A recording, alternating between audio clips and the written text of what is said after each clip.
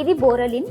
ఇది ఆల్రెడీ మీకు ప్యాకేజ్ మీదే దీని యూజెస్ ఉంటాయి. మనకి లిప్స్ పగిలిన అండ్ హ్యాండ్స్ కొంచెం డ్రై అయినా, తర్వాత ఇక్కడ ఎల్బో దగ్గర బ్లాక్నెస్ వచ్చి కొంచెం పగిలినట్టు అనిపించిన, పాదాల కింద పగుళ్ళు వచ్చిన, ఇది మీకు యూజ్ అవుతుంది. ఒకసారి మీరు కూడా ట్రై చేయండి.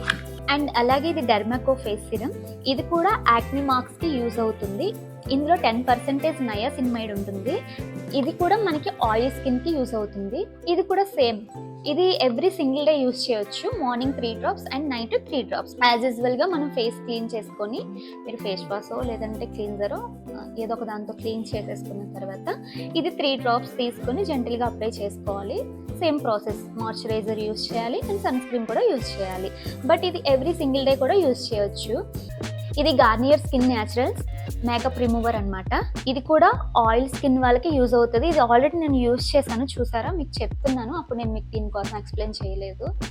ఇది నేను ఆల్రెడీ యూజ్ చేస్తున్నాను, చాలా బాగుంది. అండ్ మనకి చాలా ఈజీగా సింపుల్గా మేకప్ రిమూవ్ అవుతుంది అనమాట.